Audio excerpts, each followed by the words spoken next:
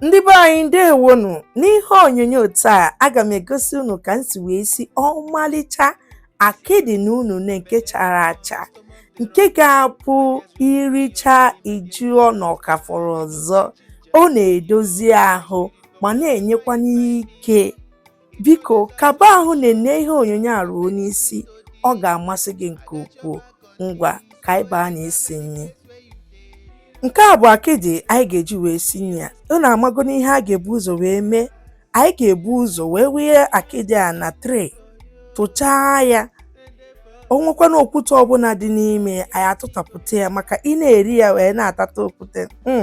Ọ gaghị adịkwanụ mma n'ọnụ. Ọnya ka m na-eme ihe a. Ihe a bụ ihe ntụpụtasị n'ime akịdị a, ma okwute ma aja ma nke na-adịghị mma ewufuo ya. Ihe ọzọzi bụ ịgba mmiri sachasịa akịdị a ọfụma, saa ya ọfụma. Asara m ya mgboro na-abụ. Erozọ m ikwu unu na tupu ntụchaba ma saba akịdị a, na-esiri m mmiri ọkụ n'ọkụ ka ọ gbọba. Kịta anyị asasịghị ya. Ihe ọzọ anyị ga-eme bụ ịga n'ite kwughee ya. Unu n'anya unu afụ na mmiri ọkụ agbọọla. Iweruzie akịdị ahụ ịsara asa wee ya n'ime, kpaa ya, mechie ya ka ọ gbọọ.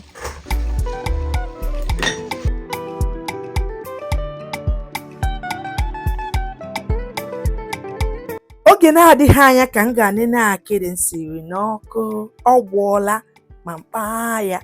Aga m azapụ mmiri a maka na ọ na-eji akịdị ya dị iche na akịdị be anyị, ịgwa unu nke bụ eziokwu.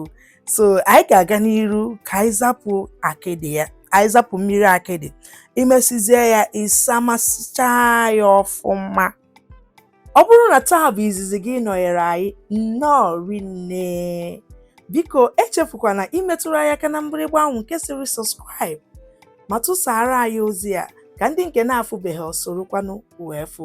Ọ ga-amasị anyị nke ukwuu ma unu nyere anyị aka na-atụsa ozi a. Ka onye nwe anyị gọziere m unu.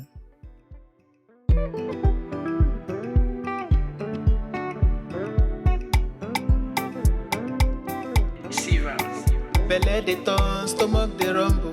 When there's reason in your belly, my dear, you can't withstand. You know fit ginger, you go humble your spirit, but whatever it might be, it's always a solution. Looking for the perfect kitchen to deal with. Asachigokwanụ m ya ka o si wee masị m. Eya unu afụgo. Ihe ọzọ m meziwu iwe ya na ite na-esi ihe ọsịsọ nke ndị oyibo kpọrọ pressure pot. Mesizie ya awee m mmiri nke a ga-eji wee sie akịdị a ka o yekwa anụ ọfụma. Mkpasizie ya, emechie m ya, sikwasị ya n'ọkụ ka akịdị anyị yee ka anyị si wee chọọ.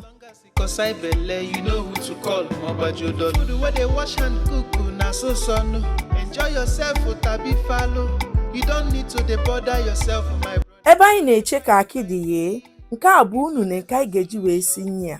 Asachasịkwana anụ m ya. Ihe ọzọzi bụ ịbachasị azụ ya. Ịbachasị azụ ya, ibee ya kịrịkịrị ma ụzọ ọbụla nke masịrị gị, ọ ụzọ ọbụla nke ga-ekwu n'oriri. MIRA'S kitchen there for you. And the postage. Put call we active.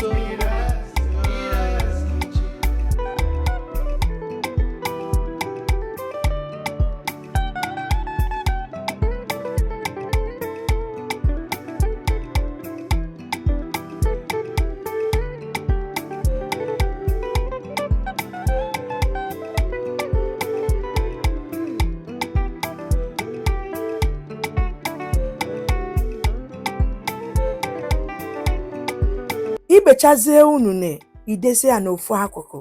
Ngwanụ ka anyị gaa nenenu akịdị anyị siri n'ọkụ. Anyị ekwughena ka anyị nene akịdị adịgokwanụ odeena. Ngwakwanụ ka anyị gbapụ ya ọsọ ka anyị gaa kwakọyịwa ngwa nri n'ito anyị ga-eji wee si nri ya. Aga m ebu ụzọ wee wee akịdị.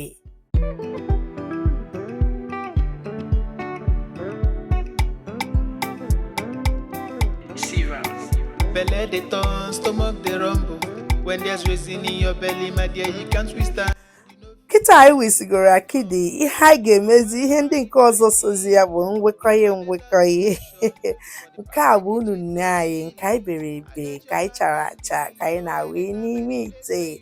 Kịta bụ ayabasị ka anyị ga-awee. Nke a bụrụ ogiri bekee iwi ka o si wee masị gị. Ọkwa unu ma na ụtọ nyi bụ crayfish, ya ka m na-awi iwi ya ka o si wee masị gị. Iwesizie itinye ose ndụ gị ka isi eri, imesizie ya itinye ya nnu. Kịta bụ mmanụ nyi ka anyị gbanyere n'ime ya. Ịgba isizie ya ka isi wee chọọ, ịgbanye ya mmiri mana agbafekwala agbafe maka na akidi eyikwana ọfọ naanị unune. Ihe niile agaghị afịazi ahụ oyikọ.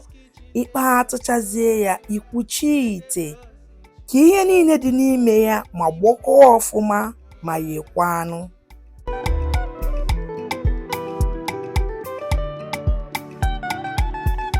Oge na-adịghị anya ka anyị ga-anene akidi na unine anyị siri n'ọkụ.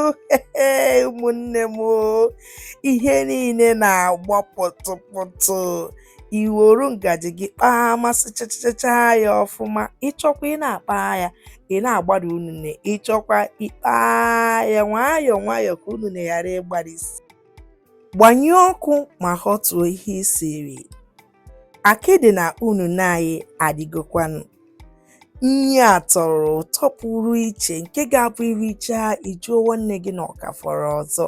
Ọ na-edozi ahụ. Akidi na unune anyị eyekwana.